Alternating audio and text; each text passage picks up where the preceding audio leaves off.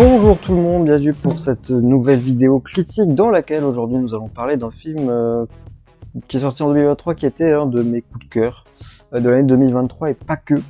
On va en parler. Il s'agit donc des Trois Mousquetaires réalisés par Martin Bourboulon, les Trois Mousquetaires d'Artagnan, c'est important de préciser. C'est le premier film sur les deux parties à être sorti en 2023. Je vais juste faire une petite parenthèse sur le micro qui est donc bien visible. Comme vous le voyez, j'essaie toujours de le cacher, j'en ai déjà parlé dans la précédente vidéo, précédente critique. Également, si vous me voyez habillé pareil sur quelques vidéos, j'en ai déjà parlé avant, mais c'est parce que je tourne tout d'affilée. Voilà. Du coup, Les Trois Mousquetaires, réalisé par Martin Bourboulon, qui a également réalisé Eiffel. Vous ne le voyez pas, mais les deux non. Il y a juste Les Trois Mousquetaires qui est juste derrière moi dans ce qu'on appelle globalement des meubles avec des étagères et des DVD. Ce qui est dommage, c'est qu'on ne les verra que dans les vidéos réactions et que comme il n'y en a pas beaucoup des vidéos réactions, surtout en ce moment où il n'y a pas grand chose qui m'intéresse, on verra. Je sais pas s'il y a des bandes annonces ou des teasers qui vont sortir bientôt, j'espère, j'aimerais.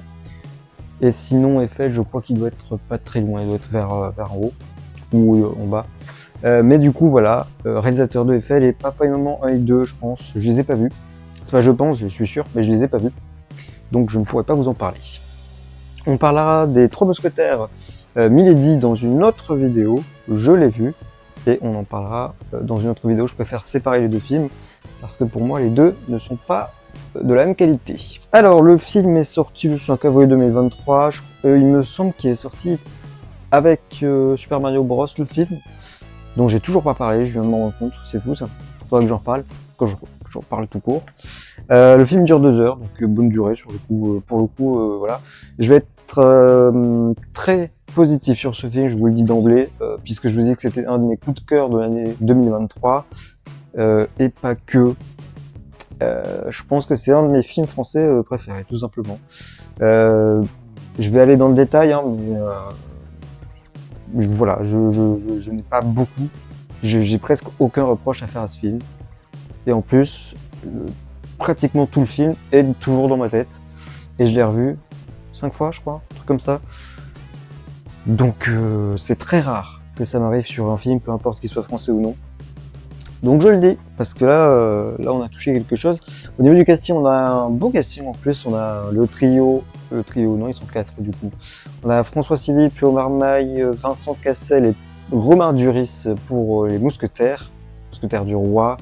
Le roi qui est joué par Louis Garrel, la reine qui est jouée par Vicky Krieps, il me semble que c'est comme ça qu'on dit. On a également Milady, qui est jouée par Eva Green.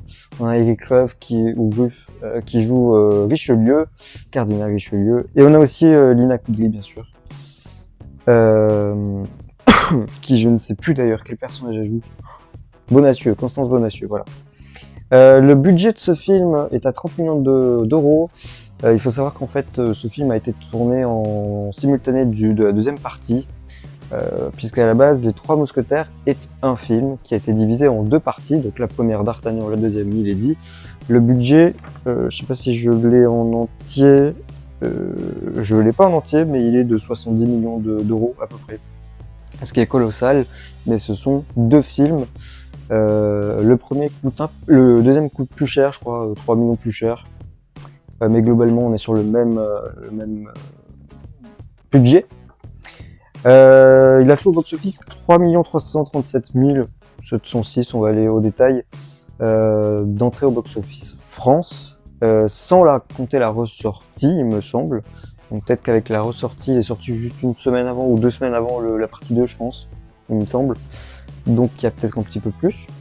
Je sais pas si ça fait beaucoup plus, en vrai je ne sais pas du tout. Que dire de plus sur les fiches techniques? Il s'agit bien sûr d'une adaptation, pour ceux qui le sauraient pas, de Alexandre Dumas. J'ai plus la date, j'ai pas noté la date, un vrai plaisir, c'est sorti dans les années 1800. Et j'ai plus la suite, c'est 60, 80, je ne sais plus du tout. Voilà. Écoutez, c'est tout ce que j'ai à dire, je pense, sur la côté fiche technique. Les musiques de Guillaume Roussel, je le dis parce que, honnêtement, les musiques... Alors, il y a une inspiration du côté très héroïque, notamment à l'ouverture, avant qu'il commence à se battre, que D'Artagnan commence à se battre, il y a une mélodie qui ressemble fortement à Batman, les The Dark Knight de Christopher Nolan avec les musiques de Hans Zimmer. Ça ressemble très proche. Dès le début, quand je l'ai vu au cinéma, je me suis dit ah, Batman. Mais la musique passe très bien et je l'ai beaucoup écouté de mon côté, donc la musique pour moi du film marche très bien. Globalement, j'ai rien à dire de plus j'ai rien à dire de négatif sur la musique. Pour moi, elle est très bien. Je vais pas dire qu'elle est parfaite, mais j'ai vraiment beaucoup aimé la musique dans toutes les scènes. Voilà, donc elle passe très bien. C'est vrai que j'ai oublié de le dire, les notes hallucinées comme j'aime bien le faire. Sur la presse, on est à 3,7, ce qui est correct, ce qui est plutôt très correct, on va dire. Et sur le spectateur, on est à 4 étoiles sur 5. Je précise que c'est sur 5 à chaque fois, ce qui est très bien aussi. Si je devais donner une note, je pourrais donner une note, ce serait 4,4, parce que je suis vraiment pas loin pas du chef-d'œuvre, mais je vous l'ai dit, c'est un coup de cœur, donc je peux pas mettre 3 étoiles si c'est un coup de cœur. Pour ce qui est, alors j'ai fait une liste de points positifs et de points négatifs. Points négatifs, ça va être très rapide, parce qu'en vrai, en vérité, les points négatifs sont discutables à mon goût. Point positif, j'ai parlé du casting. Le casting il passe très bien. J'ai vu beaucoup de critiques, ou entendu beaucoup de critiques sur soit François Civil, pas terrible, ou alors Lina Koudry. Je ne suis absolument pas d'accord sur les deux points. Pour moi, tout le casting fonctionne très bien. Je n'ai eu aucun reproche sur aucun personnage, aucune interprétation. C'est plutôt rare, mais pour le coup, j'ai aucun reproche à faire sur le casting, donc très bien pour moi. Passe très bien. J'ai oublié de dire, j'ai essayé de faire des vidéos un peu plus courtes. Je suis déjà à 7 minutes, donc je vais essayer d'accélérer un petit peu. Ce qui fonctionne très bien, donc j'ai dit le roi, le cardinal, Milady qui fonctionne très bien, le trio, on va dire, qui est mon trio personnel. Ce qui fonctionne très bien aussi, c'est le roi, donc interprété par Louis Garrel. Il fait une proposition du roi Louis XIII qui colle plutôt bien au personnage dont on se fait l'idée, dont on connaît toutes les facettes à peu près. Donc le seul petit changement de la vérité, c'est le roi qui est très amoureux, visiblement, de la reine. Ce qui n'était pas le cas dans la vraie vie, surtout que il me semble qu'il était homosexuel, ou il y avait un truc comme ça, il me semble. Donc c'est le petit changement par rapport à la réalité historique, mais honnêtement, la réalité historique n'était pas hyper importante, et là on est vraiment dans la reproduction, une image du roi qui, selon moi, correspond plutôt bien.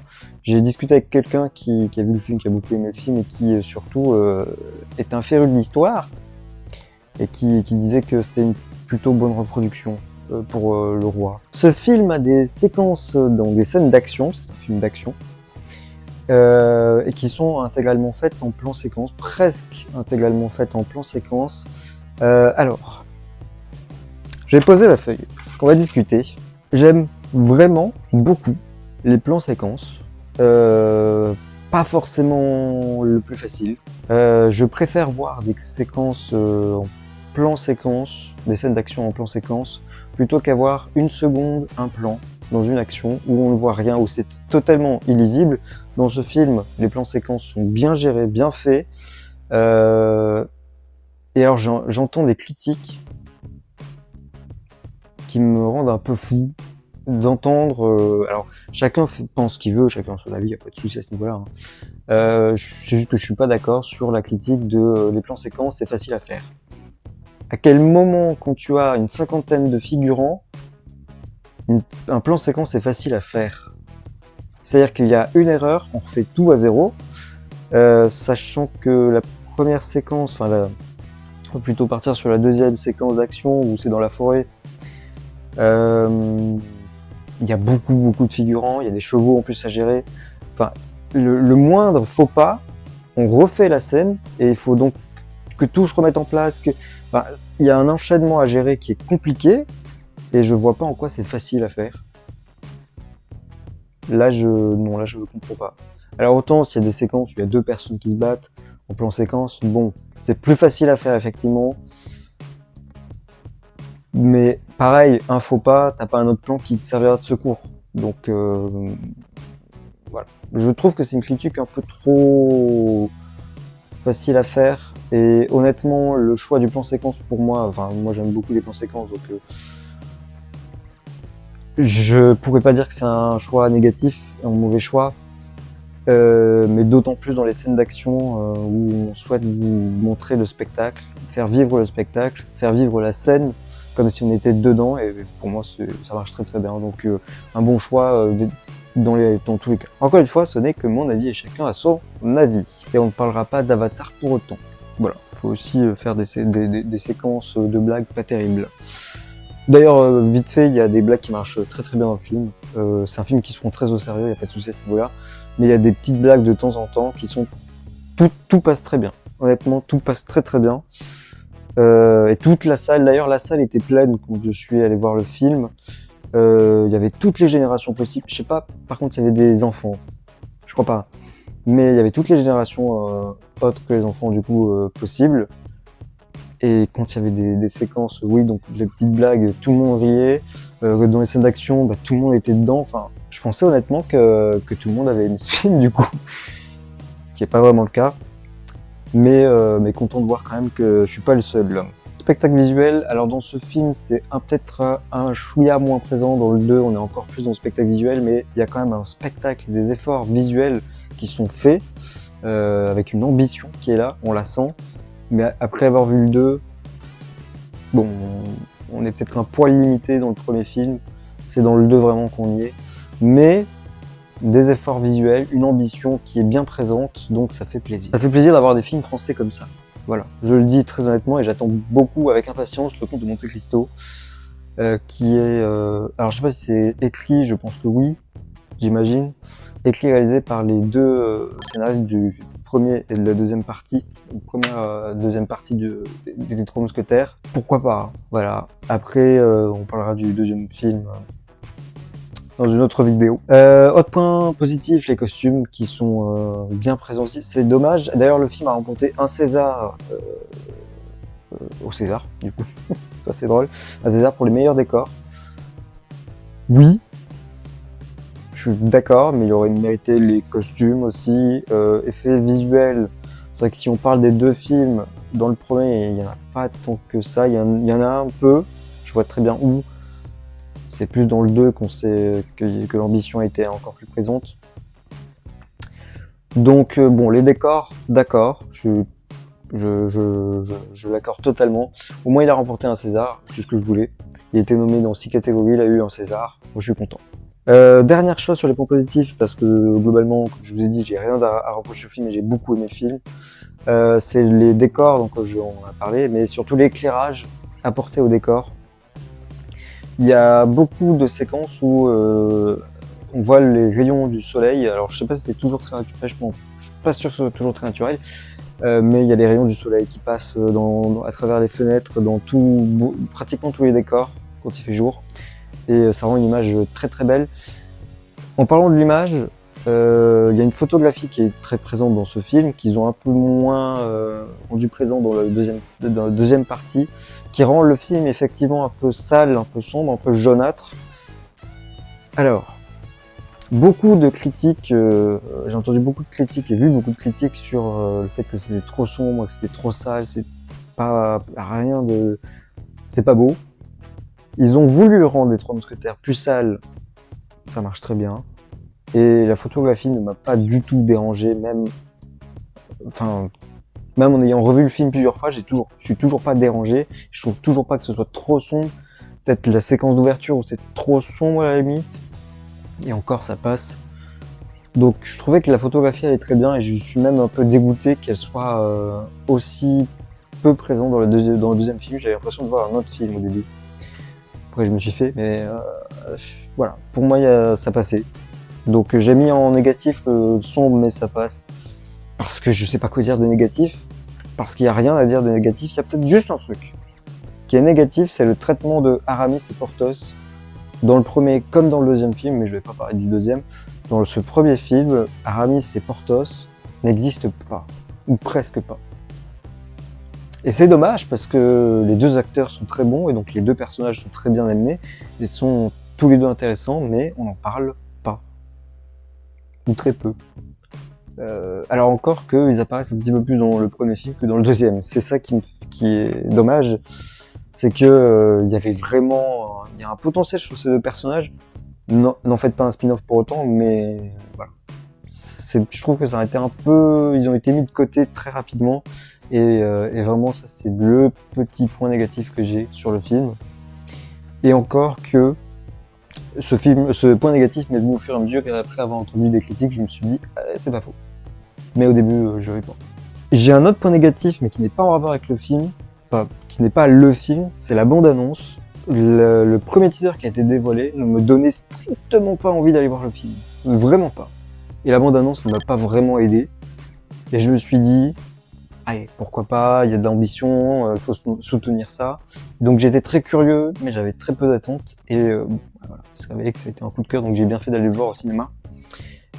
Mais ouais.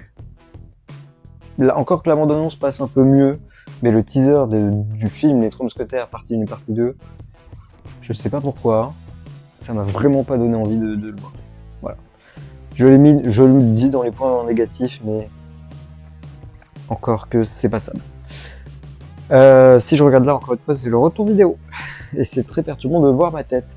Voilà, c'est la fin de cette critique sur Les Trois Mousquetaires. N'hésitez pas à donner votre avis en commentaire, un avis constructif bien évidemment. En tout cas, pour des films de cette qualité-là, pour le premier, je dis bien pour le premier film, si le Comte de Monte Cristo est dans le même style, le même genre, j'apprécie beaucoup. Et je vous dis, je dis oui, sans souci. En espérant que la suite soit mieux que le 2. On en parlera du coup le 2 en vidéo, ce sera un petit peu plus tard. Merci d'avoir regardé cette critique. Petite parenthèse pour la page Tipeee qui est toujours ouverte. Si vous avez envie de me soutenir moi, soutenir la chaîne, c'est possible. N'hésitez pas à vous abonner à la chaîne bien sûr. Et je vous donne rendez-vous très bientôt pour une nouvelle critique ou une vidéo réaction. Portez-vous bien. Ciao.